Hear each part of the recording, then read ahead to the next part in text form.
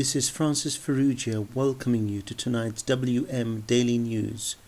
Thank you for joining us. According to a report by the World Food Programme, nearly 4 million Kenyans are currently in need of urgent food assistance.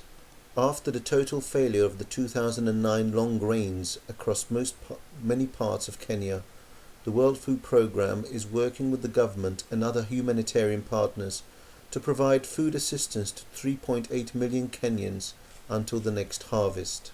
The current drought is the worst since 2000, and 1 in every 10 Kenyans is now in need of outside help. Many areas have suffered 4 consecutive failed harvests. Malnutrition rates among young children, already above emergency levels in some areas, are rising, and cattle are dying in their thousands. Many Kenyans are resorting to more and more desperate survival strategies, including pulling children out of school to work or beg for food, or eating just one meal each day made up of cheaper and less nutritious foods. Higher food prices have taken their toll on the daily lives of Kenyans. An in-country shortage meant that maize prices in September 2009 were 100 to 130% above normal. In order to address the deteriorating situation further, the World Food Programme expanded its school meals program to reach nearly 1.2 million children in Kenya. World Food Programme is working to connect farmers in Kenya to markets through the Purchase for Progress initiative. As the food aid arm of the United Nations, World Food Programme uses its food to meet emergency needs and support economic and social development. WFP's mission is to save lives in emergency situations, improve the nutrition and quality of life of the most vulnerable people, particularly children and expectant and nursing mothers, and help build assets and promote the self-reliance of poor communities. WFP is providing school meals to nearly 1.2 million children in Kenya.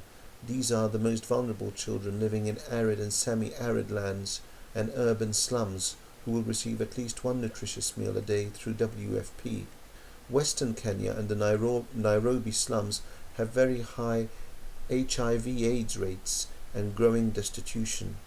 WFP is helping 64,000 HIV/AIDS affected people by giving families food so they are able to take their antiretroviral drugs. Patients on ARVs need to maintain good nutrition in order to ensure the drugs are effective. By giving small-scale farmers access to fairer prices and a market, rural livelihoods will be boosted by putting more cash into the hands of small-scale farmers. According to Reuters, the most expensive cities to visit are: first, Capri. It is the most expensive in the world to rent a hotel room with an average room price of $279 per night, a 12% rise over last year, according to a new index from hotel booking website Hotels.com. Abu Dhabi is the second most expensive city with average rates of $273 per night, down 9% since last year. Geneva is third with average rates of $243 per night, a 28% drop since last year. Moscow is fourth with average room rates at $218 per night, down 52% since last year. Venice is the fifth most expensive with average rates at $218 per night, down 20% since last year. Cannes is sixth with average rates of $208 per night, down 20% since last year. New York City is seventh with average room rates of $196 per night, down 30% since last year. Dubrovnik is eighth with an average room rate of $193 per night, down 20% since last year. Dubai is ninth with average room rates of $192 per night, down 26% since last year. And 10th is Paris with average room rates of $187 per night, down 18% since last year. Google has introduced what they call web elements, which lets users add their favorite Google products to their website. The company spins it as a way for AdSense publishers to spice up their site and help increase their revenue. This was first announced back at the Google Developer Conference. Web elements let you easily add richness and interactivity to your site simply by copying and pasting a snippet of code, explains Christine Tsai of the Google Web Elements team.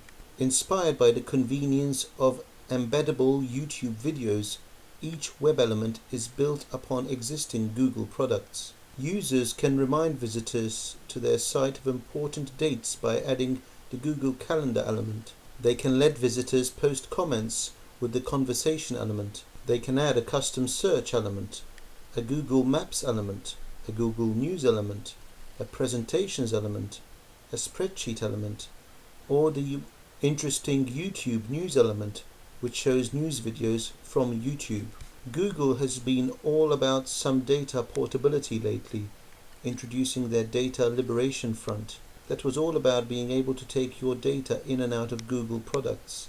This is a different kind of data portability. This lets you take data from Google products and take it anywhere with you on the web. CNN reports from New Haven, Connecticut, where Raymond J. Clark III, charged with murder in the death of Yale graduate student Anne Lay, was smart, amiable, and loved his dog, say those who knew him. One researcher said he often went by the lab in the Yale School of Medicine building where Lay was found strangled and stuffed in a wall. Lu Fang Zhang worked with Clark, he said, and thinks the police may have the wrong man. Clark, 24, the same age as Lay, was a technician in the School of Medicine's Animal Resources Center. While Lay, who was pursuing a doctorate in pharmacology, conducted experiments on mice, Clark took care of the rodents and cleaned their cages. Police will not say whether Clark and Lay were acquainted or were they homed in on Clark after Lay went missing September the 8th, less than a week before. She was scheduled to marry a Columbia University graduate student who was her college sweetheart. They work in the same building, passed in the hallways, New Haven Police Chief James Lewis said of Lay and Clark.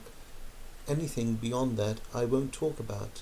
Though details of the investigation are scant, police say they arrested Clark on Thursday and charged him with Lay's murder after collecting more than 250 pieces of evidence.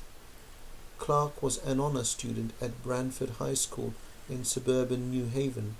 He graduated in 2004, and according to the school's yearbook, he was a member of the Asian Awareness Club his senior year. Most of Clark's current neighbors in Middletown, about 30 miles northeast of New Haven, said they moved in after Clark or knew him only in passing. Many said he shared the second-floor apartment with his girlfriend and dog. Police said he drove a Ford Mustang, which was seized as evidence. Neighbor Ashley Rowe described Clark as decent and said he asked a lot of questions when he spoke to people and wanted to know their full names and where they were from. Police arrived at his apartment Tuesday night to collect DNA samples and released him into the custody of his lawyer early Wednesday. Clark was arrested early Thursday at a Super 8 motel in nearby Cromwell.